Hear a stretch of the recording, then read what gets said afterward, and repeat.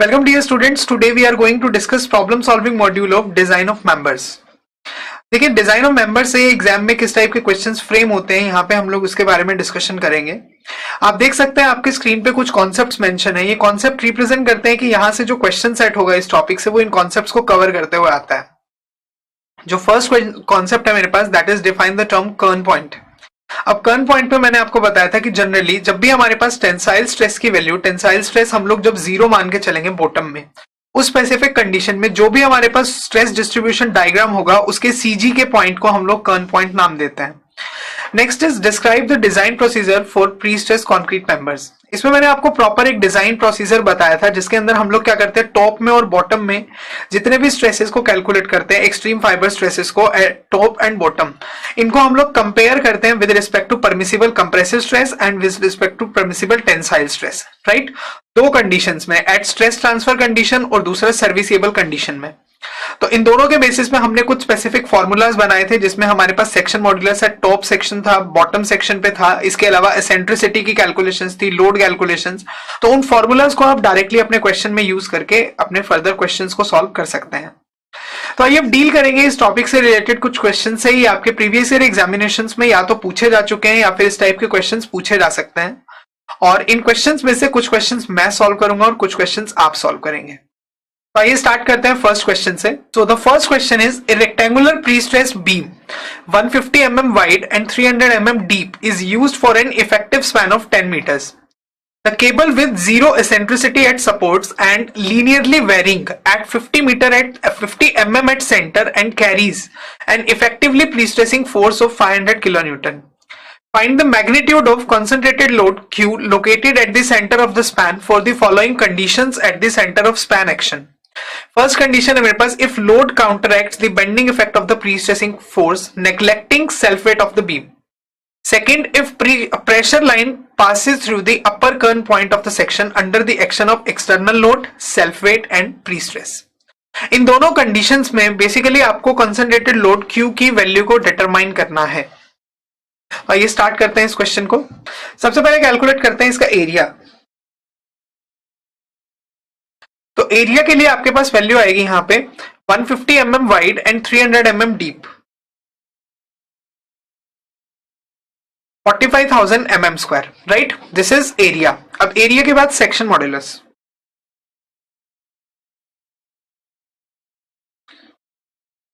अब बेटा rectangular section में सेक्शन मॉड्यूलस का फॉर्मूला था BD square upon 6।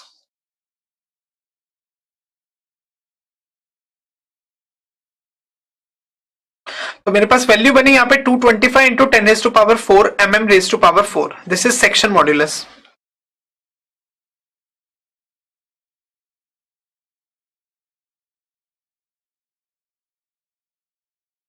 Self weight. अब सेल्फ वेट के लिए आपको लेना सबसे पहले तो unit weight into cross section area. Unit weight में प्री स्ट्रेस कॉन्क्रीट है तो कॉन्क्रीट का यूनिट वेट हम 24 लेते हैं, और उसके साथ B इंटू डी। बी की वैल्यू हमारे पास 300 मतलब 150 और डेप्थ की वैल्यू 300 है।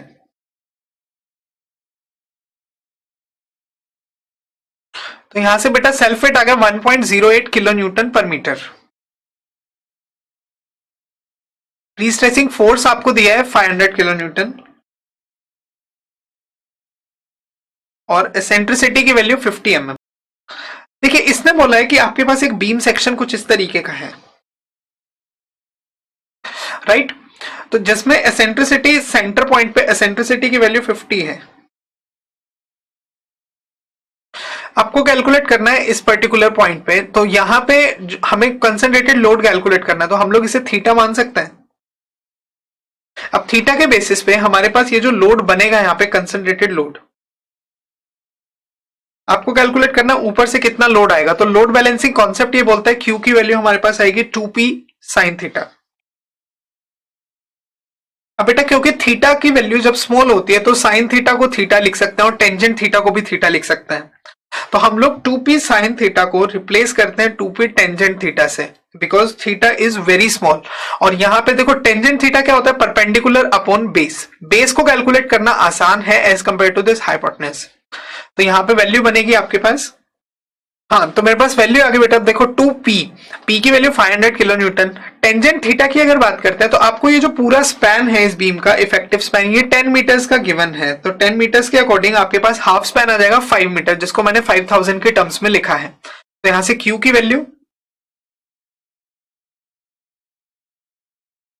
वैल्यू आ गई आपके पास 10 किलो न्यूटन।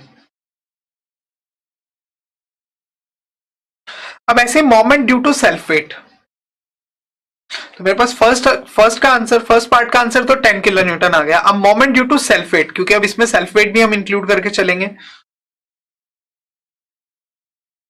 WL² / 8, W की वैल्यू हमने कैलकुलेट किया 1.08 self weight, span is 10 metres divided by 8। तो यहां से मोमेंट बना मेरे पास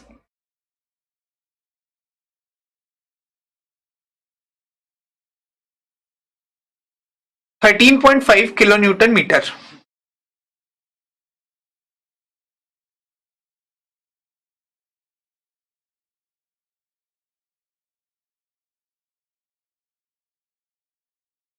बेंडिंग स्ट्रेस, अब बेंडिंग स्ट्रेस होता है moment upon section modulus, this moment is 13.5, section modulus 225 into 10⁴। देखो अब बेंडिंग स्ट्रेस में एक तो आ गया इसकी वजह से, दूसरा डायरेक्ट भी तो आएगा आपके पास। अब डायरेक्ट प्री स्ट्रेसिंग की वजह से अगर बात करते हैं तो stress due to pre stressing,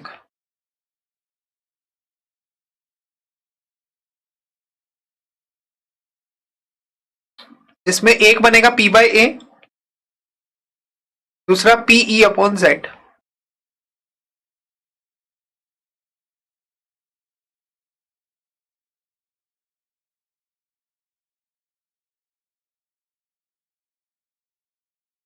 ये बन गया आपके पास P/A। अगले वाले में 500 किलो न्यूटन है, तो इसको न्यूटन में कन्वर्ट करते हैं तो 500 इंटू 10⁻3। एसेंट्रिसिटी की अगर बात करें तो 50 mm की एसेंट्रिसिटी, और सेक्शन मॉड्यूलस है हमारे पास 225 इंटू 10⁴। तो stress due to pre stress, तो यहां से बेटा वैल्यू आ गई मेरे पास 22.22 newton per mm²। This is stress due to pre stress. अब हम लोग जो स्ट्रेस लिखते थे, हम लोग लिखते हैं बॉटम में stress at bottom. Stress and bottom की अगर बात करें तो हमारे पास जो फॉर्मूला आता था वो ये था, P/A minus M/Z plus PE/Z, right.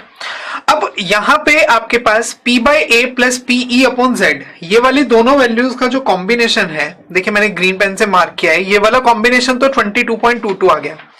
अब इसके कारण से अगर बात करते हैं तो इसके कारण से एक तो है आपके पास ये वाला सेल्फ वेट के कारण से,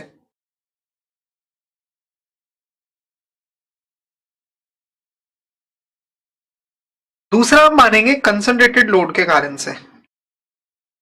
और ये कंसंट्रेटेड लोड इतना अप्लाई होना चाहिए ताकि आपके पास इसका जो कॉम्बिनेशन है stress at bottom it must be equal to 0। तो इनडायरेक्टली अब पहले आपको कंसंट्रेटेड लोड के कारण से मोमेंट और स्ट्रेस को कैलकुलेट करना है। तो बेटा moment due to concentrated load,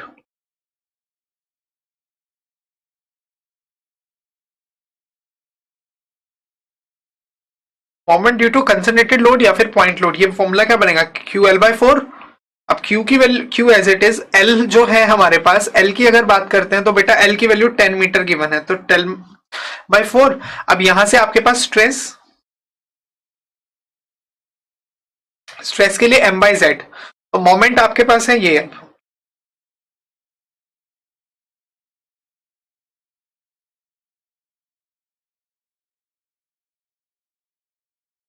ये आ गया आपके पास स्ट्रेस। तो यहां से स्ट्रेस आ गया 1.11 Q। सभी वैल्यूज को पुट करते हैं तो मेरे पास बनेगा इस इक्वेशन को यूज करके 22.2 माइनस सेल्फ वेट के कारण से हमने कैलकुलेट किया 6 प्लस 1.11 Q इक्वल टू 0। तो यहां से आपको Q की वैल्यू को कैलकुलेट करना है। तो यहां से बेटा Q की वैल्यू आ गई 14.59 किलो न्यूटन। इस तरीके से आप अपने क्वेश्चन को सॉल्व करेंगे यहाँ पे। तो देखिए इसमें आपको बस कंसीडर क्या करना था, आपको कंसंट्रेटेड लोड बताना है जिसकी वजह से स्ट्रेस की वैल्यूज मतलब स्ट्रेस प्रोड्यूस ना हो कि आप कितना लोड अप्लाई करेंगे बॉटम में। तो आपने यहाँ पे बॉटम वाले स्ट्रेस को 0 पुट कर दिया। आप कंसंट्रेटेड लोड की एडिशनल लोड है ये, लेकिन जो मोमेंट क्रिएट होगा वो सेल्फ वेट के कारण से भी आएगा। तो आपने दोनों मोमेंट को कंसिडर करना है, सेल्फ वेट और कंसंट्रेटेड लोड वाले दोनों आपने यहाँ पुट किए जिनके कारण से स्ट्रेसेस कैलकुलेशन में, और यहां से आपने क्यू की वैल्यू को कैलकुलेट किया। This Q will be equal to 14.6 kilo newton. आगे बढ़ते हैं सेकंड क्वेश्चन की तरफ। देखिए so the second question is a post tension pre-stressed beam of rectangular section 240 mm wide is to be designed for live load of 25 kilonewton per meter uniformly distributed over an effective span of 12 meter. Stress in concrete must not exceed 17 megapascal in compression and 1.4 megapascal in tension at any time. And the loss of pre-stress should be assumed as 15%. Losses आपको 15% assume करके चलने हैं. Calculate the minimum possible depth of the beam. This is the first part. Second part में for the section designed above, calculate the minimum pre-stressing force and the corresponding eccentricity. आपको एक तो member की depth बतानी है और इसके अलावा दूसरा आपको बताना है कि कम से कम कितना प्री-स्ट्रेसिंग फोर्स आप अप्लाई करेंगे और इसके कॉरस्पॉन्डिंग एसेंट्रिसिटी कितनी होगी। देखिए हमने सेक्शन मॉड्यूलस को जब डिटरमाइन किया था तो हमने सेक्शन मॉड्यूलस के लिए जब मैंने इसकी थ्योरी आपको कवर कराई थी तो थ्योरी में मैंने आपको कुछ एक फॉर्मूलाज डिराइव कराए थे। आप उन फॉर्मूलाज को डायरेक्टली यूज कर सकते हैं। पहला फॉर्मूला था मेरे पास सेक्शन मॉड्यूलस के। देखिए बेटा हमारे पास ये दो फॉर्मूले हमने डिराइव किए थे सेक्शन मॉड्यूलस के। अभी हम फर्स्ट पार्ट को यहाँ पे सॉल्व करेंगे, मैं इसकी बात कर रहा हूँ। पहला था मेरे पास टॉप सेक्शन मॉड्यूलस, जिसमें आप टॉप स्ट्रेस को कंसिडर करेंगे तो आपके पास md into 1 minus efficiency plus ml upon fc plus efficiency time ft। Similarly section modulus at bottom के अंदर आपके पास बस ये स्ट्रेस की फॉर्मेशन जो है जो डिनोमिनेटर में है एफिशिएंसी चेंज हो जाएगा, रिवर्स हो जाएगा, एक कंप्रेशन की जगह आके। md is moment due to dead load, ml is moment due to live load. Eta जो है ये रिप्रेजेंट करता है लॉस के बाद एफिशिएंसी कितनी होगी, एफिशिएंसी हो जाएगी 85% की। एफसी आपके पास है परमिसिबल कंप्रेसिव जो कि हमें 17 मेगापास्कल 17 न्यूटन पर mm स्क्वायर गिवन है। एफटी जो है FT is permissible tensile stress, और परमिसिबल टेंसाइल स्ट्रेस आपको 1.4 मेगापास्कल या फिर 1.4 न्यूटन पर mm स्क्वायर गिवन है, राइट। आपको इन वैल्यूज को पुट करना है यहाँ पे, और वैल्यूज को पुट करके यहां से आपको सेक्शन मॉड्यूलस को कैलकुलेट करना है। तो देखिए फर्स्ट पार्ट को लेके चलते हैं। First of all you have to determine dead load मतलब moment due to dead load and moment due to live load, MD और एमएल की वैल्यू, क्योंकि बाकी सारी वैल्यूज आपको गिवन है यहाँ पे। तो moment due to dead load, इसके लिए डेड लोड चाहिए पहले। तो डेड लोड का formula gamma B into D, unit weight 24 kilo newton per metre cube. Width की वैल्यू हमें गिवन है 240 mm है तो 0.24। अब डेप्थ गिवन नहीं है तो डी एज इट इज। यहां से मेरे पास डेड लोड का फॉर्मूला बना 5.76 D kilo newton per metre. Similarly live load,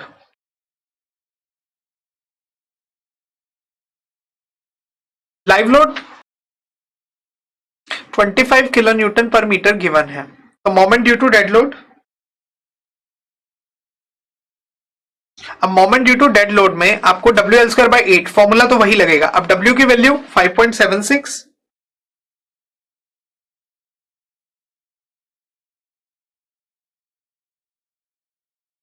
span की लेंथ 12 मीटर है, ये बनेगा डेड लोड। ऐसे ही लाइव लोड के लिए ML की वैल्यू 25। यहां से आपके पास डेड लोड और लाइव लोड के कारण से मोमेंट कैलकुलेट होंगे। तो डेड लोड के कारण से मोमेंट आ गया मेरे पास 103.68 डी। ऐसे ही लाइव लोड के कारण से moment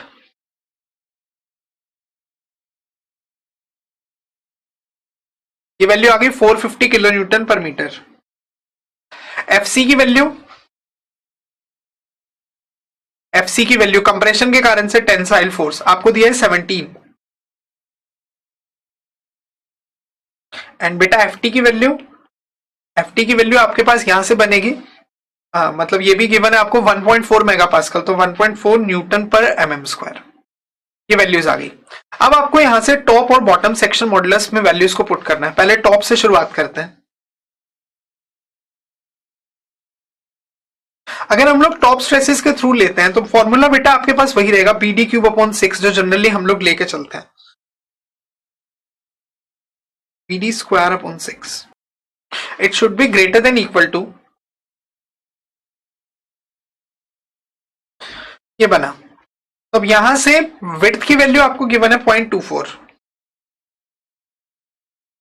square upon 6 must be greater than equal to, MD की वैल्यू 103.68 D. अब 1 माइनस एफिशिएंसी है 85% की, तो 0.85 प्लस ml इज 450. अब देखो बेटा ये जो मोमेंट है, ये मोमेंट थे अपने पास किसके टर्म्स में, किलो न्यूटन मीटर. ये किलो न्यूटन मीटर में है, तो साथ में 10⁻⁶ से मल्टीप्लाई कर दें, डिवाइडेड बाय FC. FC की वैल्यू हमें गिवन है 17 प्लस 0.85 इंटू FT इज 1.4. तो इस इक्वेशन को सॉल्व करके आपको यहां से D की वैल्यू को डिटरमाइन करना है. तो इस इक्वेशन को सॉल्व करके यहां से आपके पास D की वैल्यू आएगी 0.797 से ग्रेटर, मतलब D will be greater than equal to 0.797 metres.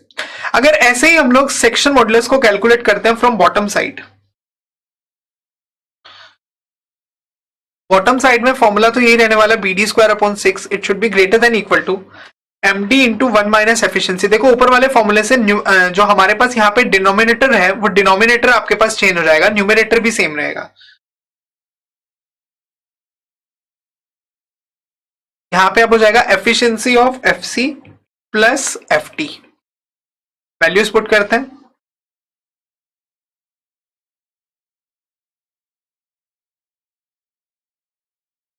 अब डेड लोड है आपके पास 103.68,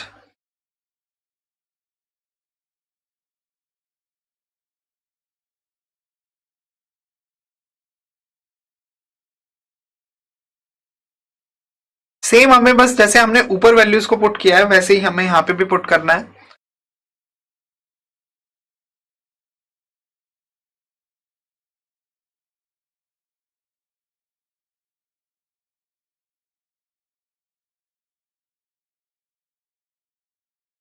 इसको सॉल्व करेंगे जब आप यहां से, तो आपके पास यहां से D की वैल्यू बनेगी, D will be greater than equal to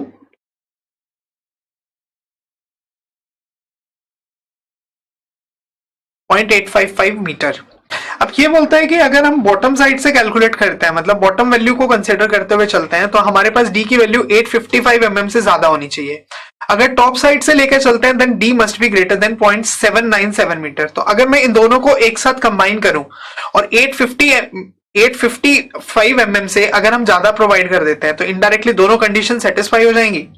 तो मेरे पास आ जाएगा यहाँ पे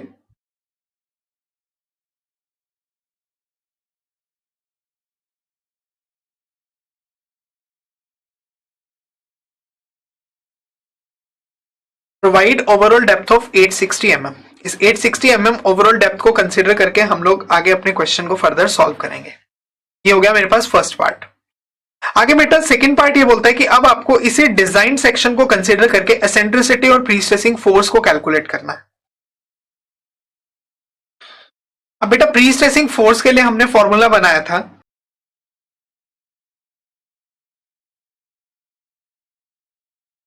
ये फॉर्मूला बना था हमारे पास, राइट. तो अब इस फॉर्मूले में अगर हम फॉलो करते हैं तो यहां से आपको बस इन वैल्यूज को पुट करना है, यहाँ पे जो भी वैल्यूज हैं, क्योंकि देखिए अगर डेप्थ आ चुकी है तो हम लोग टॉप और बॉटम के थ्रू सेक्शन जो भी हमारे पास Z की वैल्यूज आएंगी इन्हें भी कैलकुलेट कर सकते हैं. एफिशिएंसी गिवन है, डेड लोड लाइव लोड हम कैलकुलेट कर चुके हैं, और टेंसाइल स्ट्रेस हमें गिवन है, राइट. तो यहां से मेरे पास आ जाएगा प्री स्ट्रेसिंग फोर्स. तो देखिए अब आपको P की वैल्यू को पुट करना है, P की वैल्यू कैलकुलेट करनी है, तो -1.4 इंटू 1 प्लस 0.85. अब देखिए चाहे आप टॉप से कैलकुलेट कीजिए चाहे बॉटम से, फॉर्मूला है BD स्क्वायर अपॉन 6. क्योंकि रेक्टेंगुलर सेक्शन है तो रेक्टेंगुलर में आपके पास मोमेंट ऑफ इनर्शिया सेम रहेगा, CG सेंटर में होगा, तो यहां से आपके पास वैल्यू आ गई 1 प्लस. अब डेड लोड के कारण से हमने मोमेंट कैलकुलेट किया था 103.68 इंटू D की value 0.8, 0.86, 1 minus 0.85 plus live load के कारण से मोमेंट. अब बेटा लाइव लोड के कारण से हमने कैलकुलेट किया था 450 kilo newton metre. Section modulus की अगर बात करते हैं तो सेक्शन मॉड्यूलस मेरे पास है, हम लोग लेते हैं बीडी क्यूब अपॉन 12 की फॉर्म में। तो यहां से हम लोग इसे बीडी क्यूब अपॉन 12 की फॉर्म में अगर लेते हैं, बीडी क्यूब अपॉन 12 आता है मोमेंट ऑफ इनर्शिया, और section modulus BD square upon 6। B की वैल्यू हमारे पास है 0.24, डी की वैल्यू है मेरे पास 0.86।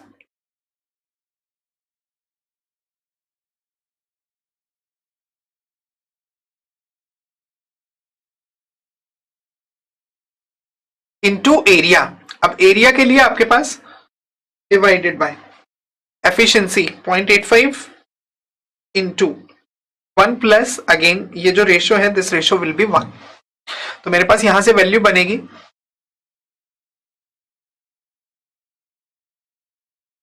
This load will be greater than equal to 1587.216 kilo newton. तो इस तरीके से आपको प्री स्ट्रेसिंग फोर्स को कैलकुलेट करना होगा। दिस वैल्यू विल बी 1587.21 या फिर 0.22 किलो न्यूटन के आसपास आपके पास ये वैल्यू आ जाएगी।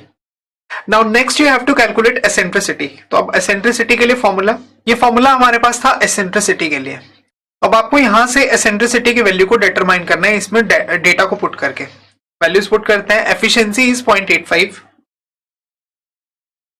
अब देखिए टॉप सेक्शन मॉड्यूलस।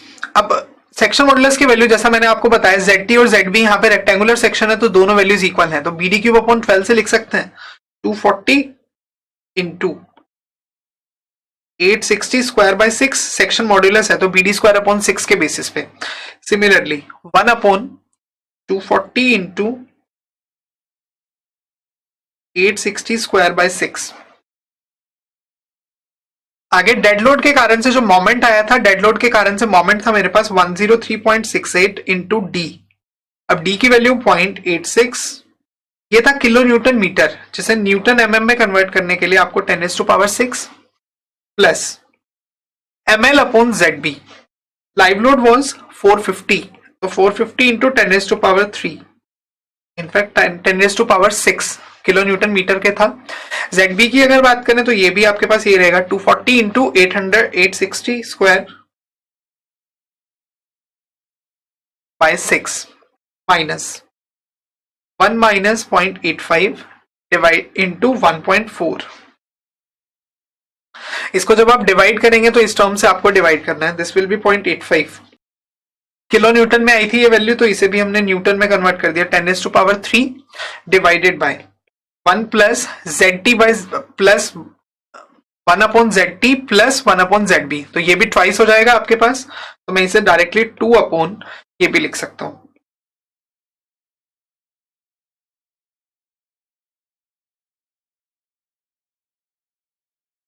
तो यहां से आपके पास एसेंट्रिसिटी की वैल्यू आ जाएगी। तो यहां से एसेंट्रिसिटी की वैल्यू आ गई 225.6 mm। ये बन जाएगा मेरे पास एसेंट्रिसिटी का फॉर्मूला कि एसेंट्रिसिटी की वैल्यू मिनिमम आपके पास रहेगा 225.6 mm, इससे आप ज्यादा दे सकते हैं। तो बेटा यहाँ पे हमने जाना कि जनरली डिजाइन ऑफ मेंबर्स से एग्जाम में किस टाइप के क्वेश्चंस आज तक पूछे गए हैं या फिर किस टाइप के क्वेश्चंस एग्जाम में पूछे जा सकते हैं। आई होप इन क्वेश्चंस को कवर करने के बाद आप एग्जाम ओरिएंटेड सभी टाइप के क्वेश्चंस को आसानी से सॉल्व कर पाएंगे।